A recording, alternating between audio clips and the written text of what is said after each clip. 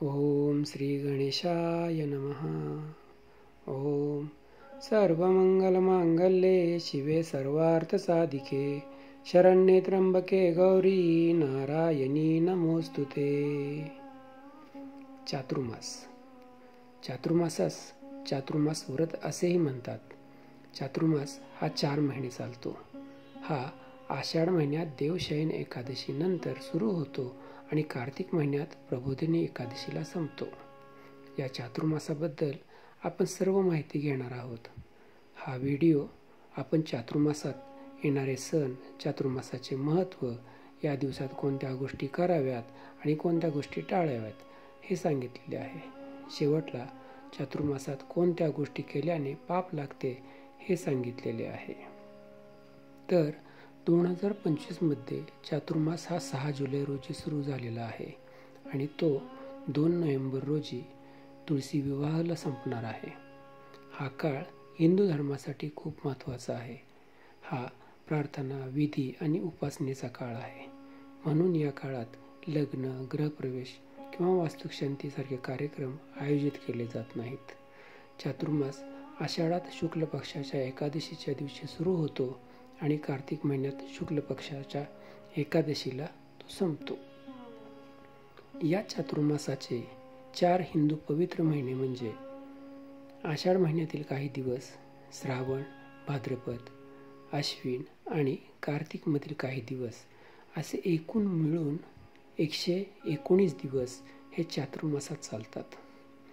यात आषाढात बेंदूर येतो, श्रावणात नागपंचमी, मंगळागौर, कोकणातील मच्छीमारांचा नारळी पौर्णिमा सण, रक्षाबंधन, कृष्ण जन्माष्टमी आणि गोपाळकाला म्हणजे दहीहंडी हे सण येतात. भाद्रपद महिन्यात श्री गणेश चतुर्दशी, आनंद चतुर्दशी हे सण येतात. अश्विन महिन्याची सुरुवात घटस्थापना सणाने होते. तसेच दसरा, धनत्रयोदशी, नरक चतुर्दशी म्हणजे दिवाळी आणि लक्ष्मीपूजनला दर्शामावश्याला हा अश्विन महिना संपतो. कार्तिक महिना दिवाळी पाडव्याने सुरू होतो.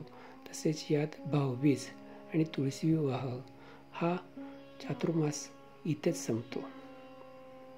चातुर्मास प्रार्थना, भक्तिगीते, गाणी व इतर आध्यात्मिक कार्यक्रमासाठी हा चांगला काळ मानला जातो. अनेकांचा असा विश्वास आहे की या काळात भगवान शिव विश्वाचा कारभार करतात. काही म्हणतात शिव हे संहारक आहेत. तर हे कसे शक्य आहे? येथे मी काही स्पष्टीकरण देतो.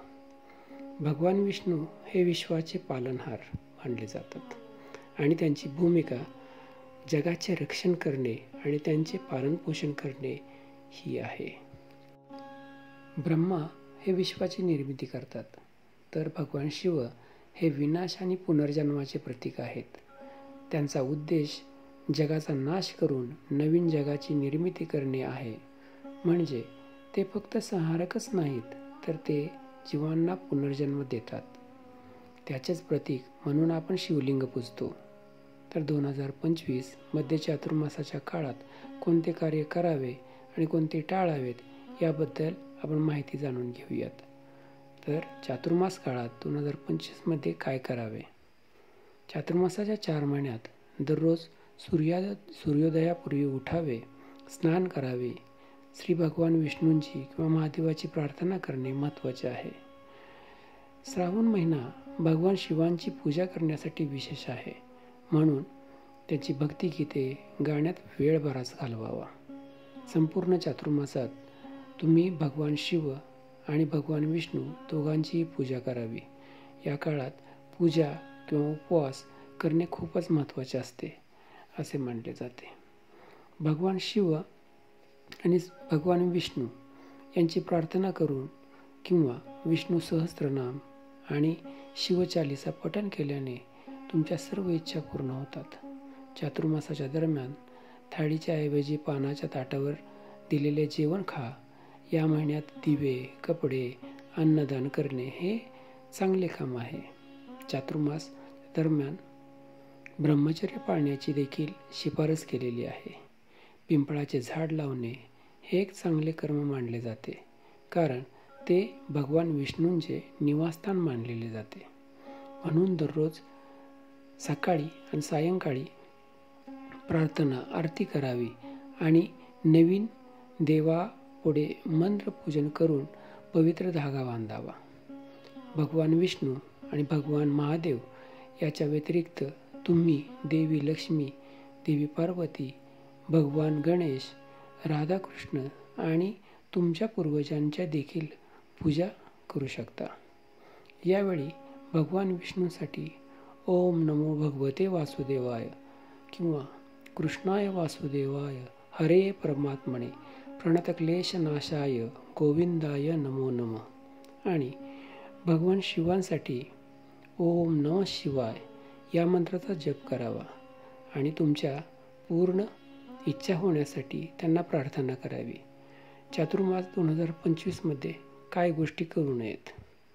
जसे की सांगितलेले आहे की चातुर्मास हा आषाढ महिन्यात देवशयनी एकादशीला सुरू होतो आणि कार्तिक महिन्यात प्रबोधिनी एकादशीला संपतो. तर या काळात तुम्ही काही गोष्टी टाळाव्यात. याला जेवढा आध्यात्मिक आधार आहे तेवढा शास्त्रीय आधार पण आहे. यामध्ये लग्न समारंभ, केस कापणे किंवा गृहप्रवेशासारखे कोणतेही शुभ कार्य करणे टाळावेत. यामध्ये हिरव्या पालेभाज्या, डाळी, दही, दूध, लसूण, कांदा, मांस किंवा मासे यासारखे कोणतेही तामसी अन्न खाणे टाळावे. या 4 महिन्यात मद्यपान करू नये किंवा तेल, वांगी, मध, मुळा, पडवळ किंवा गूळ असे पदार्थ खाऊ नका. दाढी किंवा मिशा कापू नका. पलंग किंवा खाटेऐवजी जमिनीवर झोपा आणि तांब्याच्या भांड्यातून खाणे टाळा. या गोष्टी केल्याने तुमच्या शरीरात समस्या निर्माण होऊ शकतात. त्यामुळे हे करणे टाळा आणि आपला चातुर्मास आनंदी घालवा. अशाच भक्तिपूर्ण माहिती श्रवण करूयात आणि भक्तिरंगी रंगूयात. धन्यवाद. संपूर्ण व्हिडिओ ऐकल्याबद्दल धन्यवाद. अशाच माहितीपूर्ण व्हिडिओसाठी तुम्ही आमच्या चॅनलला सबस्क्राईब करा. थँक्यू.